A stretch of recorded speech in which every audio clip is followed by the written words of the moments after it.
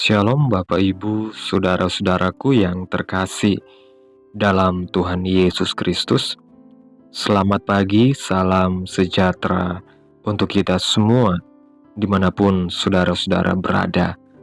Selamat datang kembali di Renungan Kristen Bill Morris Ambeta pada pagi hari ini. Pada pagi hari ini, semoga saudara semua dalam keadaan sehat selalu dan diberkati Tuhan. Mari sama-sama kita berdoa untuk memulai renungan pada pagi hari ini.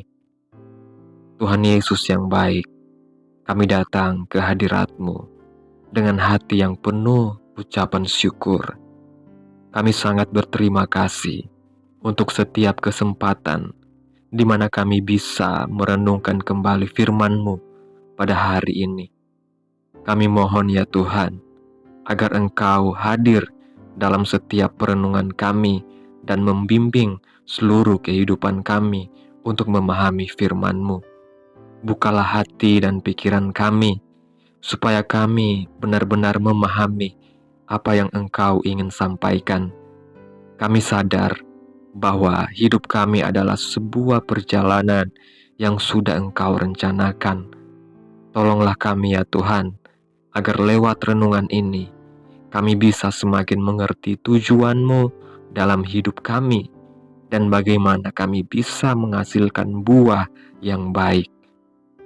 Kami serahkan doa kami ke dalam tangan-Mu ya Tuhan.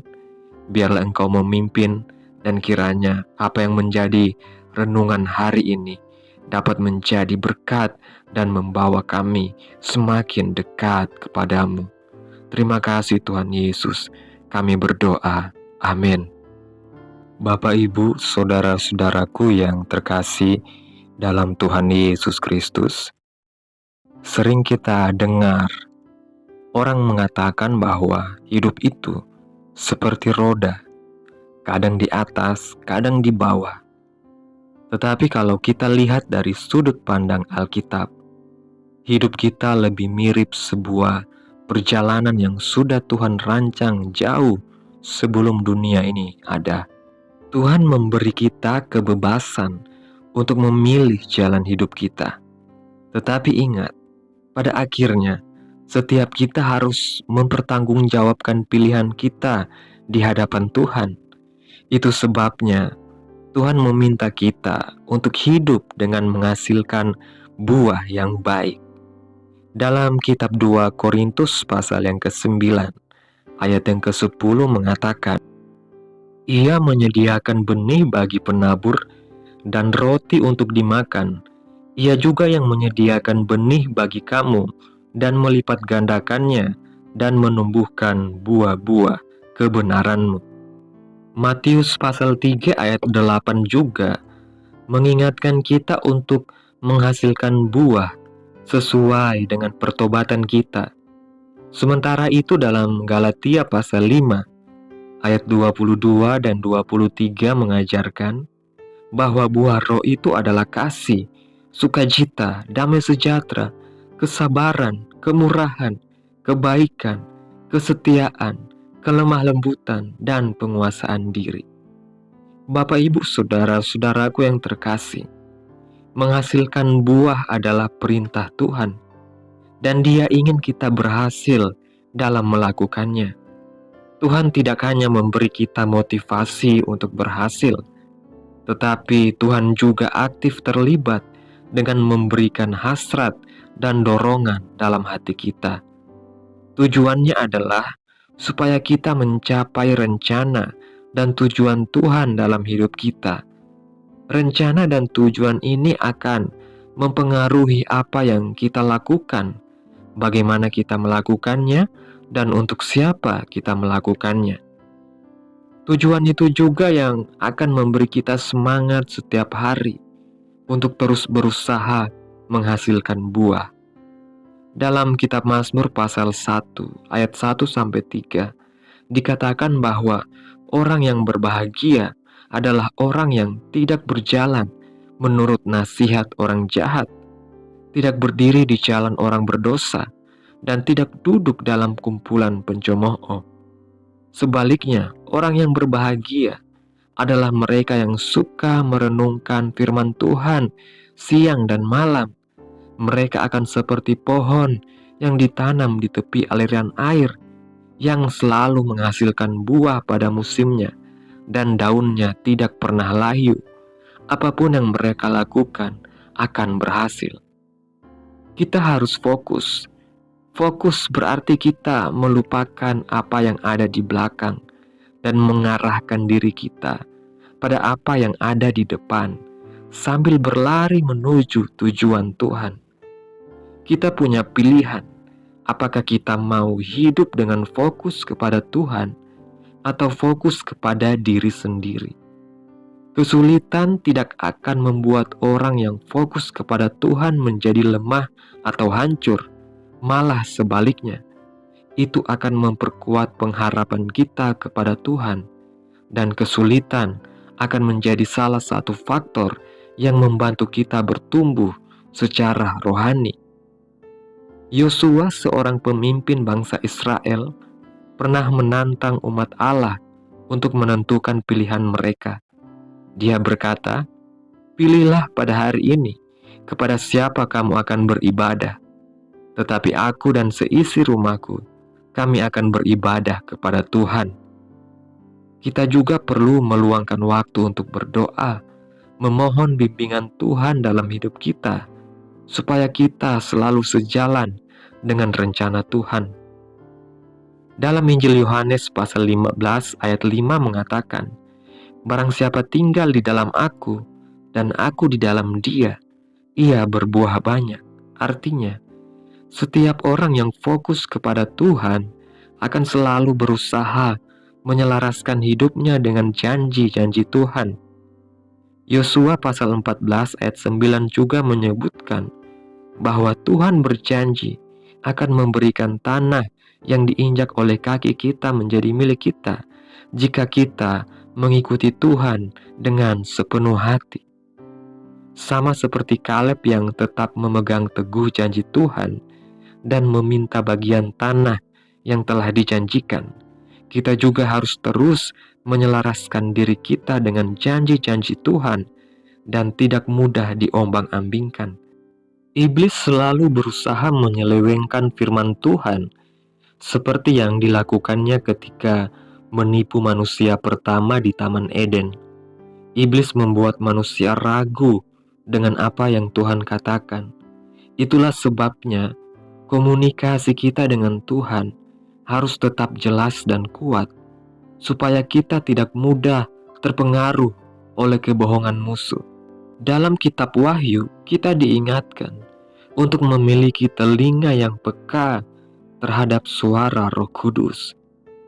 Kita tidak bisa menghalangi informasi yang beredar di mana-mana, tetapi kita bisa menjaga hati dan pikiran kita agar tidak terkontaminasi. Martin Luther, Bapak Reformasi Gereja, pernah mengatakan bahwa kita tidak bisa melarang burung terbang di atas kepala kita, tetapi kita bisa mencegahnya membuat sarang di kepala kita. Matius pasal 24 ayat 26 berkata, "Berbahagialah hamba yang didapati tuannya melakukan tugasnya itu ketika tuannya itu datang." Sekarang adalah saatnya bagi kita, gereja Tuhan, untuk bergerak. Bukan lagi waktunya untuk merasa nyaman dan tidur secara rohani. Tuhan Yesus hanya datang untuk umatnya yang sibuk dan setia mengerjakan kehendak-Nya. Hamba yang setia adalah orang yang didapati tuannya sedang melakukan tugasnya ketika tuannya datang. Orang yang malas tidak akan menghasilkan buah, tetapi orang yang benar akan terus produktif dalam Tuhan. Bahkan di masa tuanya, mereka masih berbuah, menjadi gemuk dan segar untuk memberitakan bahwa Tuhan itu benar. Dalam kitab Mazmur pasal yang ke-92 ayat yang ke-14 dan sampai ayat yang ke-16 dikatakan, mereka yang ditanam di bait Tuhan akan bertunas di pelataran Allah kita. Pada masa tuanya pun mereka masih berbuah, menjadi gemuk dan segar untuk memberitakan bahwa Tuhan itu benar, bahwa Dia gunung batuku dan tidak ada kecurangan padanya. Dengan mengikuti prinsip-prinsip ini, kita akan menghasilkan buah, bertumbuh menjadi kuat, dan berhasil dalam segala hal yang kita kerjakan. Bapak, Ibu, saudara-saudaraku, hidup kita adalah sebuah perjalanan yang telah dirancang oleh Tuhan, di mana kita diberi kebebasan untuk memilih jalan hidup kita. Tuhan menginginkan kita untuk hidup sesuai dengan kehendak-Nya dan menghasilkan buah yang baik dalam kehidupan ini. Buah yang dihasilkan merupakan cerminan dari hidup yang dipenuhi dengan kasih, sukacita, damai sejahtera, dan kebajikan yang berasal dari Roh Kudus. Untuk bisa menghasilkan buah, kita harus fokus kepada Tuhan, mengikuti rencananya, dan setia dalam mengerjakan tugas-tugas yang telah Dia berikan kepada kita. Kesulitan yang kita hadapi justru akan memperkuat iman dan pengharapan kita kepada Tuhan. Dengan menjaga komunikasi yang baik dengan Tuhan dan hidup sesuai dengan prinsip-prinsipnya, kita akan bertumbuh menjadi kuat, berhasil dalam setiap hal yang kita kerjakan, dan terus berbuah bahkan hingga sampai tua kita. Renungan ini mengajak kita untuk selalu memandang kepada Tuhan dalam segala hal, menyelaraskan diri dengan rencananya, dan setia dalam menjalani hidup sesuai dengan panggilannya. Dengan demikian, hidup kita akan berbuah dan menjadi berkat serta berhasil. Amin. Tuhan Yesus memberkati. Mari kita berdoa. Allah Bapa kami dalam kerajaan surga, terima kasih Bapa untuk segala kebaikan, kemurahan, dan keajaiban-Mu dalam hidup kami. Kami meninggikan nama-Mu, kami memuliakan nama-Mu. Engkau Allah yang kami sembah di dalam nama Tuhan Yesus Kristus. Terima kasih buat renungan yang telah kami dengarkan pada hari ini. Dengan hati yang terbuka setelah mendengarkan firman-Mu, kami sangat bersyukur atas setiap pelajaran yang Engkau berikan kepada kami. Kami mohon Tuhan, tolonglah kami agar selalu fokus kepada-Mu dalam setiap langkah hidup kami. Bantu kami untuk hidup sesuai dengan kehendak-Mu, dan biarlah kami bisa menghasilkan buah yang baik dalam segala yang kami lakukan. Kami juga mau berdoa untuk saudara-saudara kami, umat-umat Tuhan, yang sedang mengalami kesulitan dalam hidup mereka, baik itu masalah dalam pekerjaan, perekonomian, keluarga, kesehatan, atau hubungan dengan orang lain. Kami mohon, kiranya Engkau memberikan mereka kekuatan, penghiburan, dan jalan keluar yang terbaik. Tolonglah kami juga ya Tuhan, supaya bisa menjadi sahabat yang baik dan membawa semangat serta pengharapan bagi mereka yang sedang mengalami masa-masa sulit. Secara khusus ya Tuhan, kami berdoa buat umat-umat Tuhan yang saat ini sedang sakit. Engkau adalah Tuhan yang menyembuhkan. Kami serahkan saudara-saudara kami yang sedang menderita penyakit ke dalam tangan Tuhan.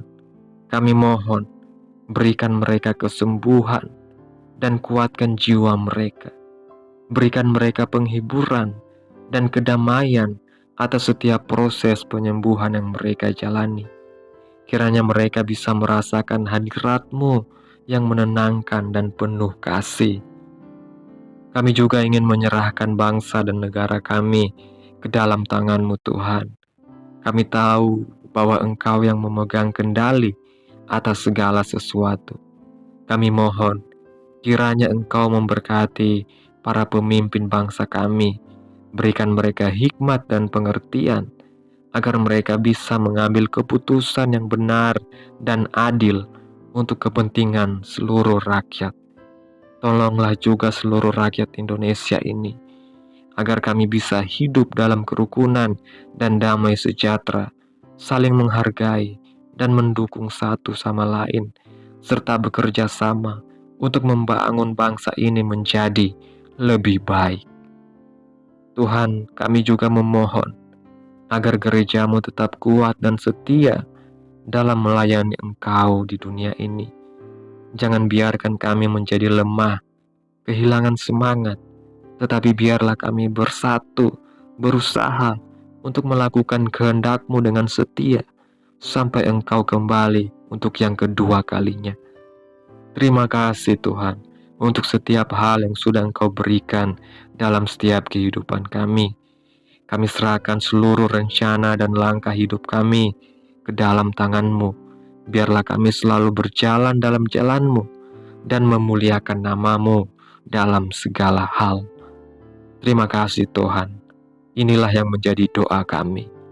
Mari sama-sama kita berdoa Bapa kami.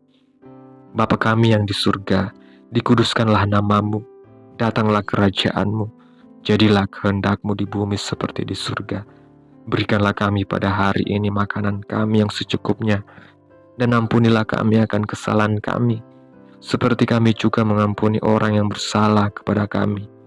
Dan janganlah membawa kami ke dalam pencobaan, tetapi lepaskanlah kami daripada yang jahat, karena Engkaulah yang punya kerajaan, kuasa, dan kemuliaan sampai selama-lamanya. Amin.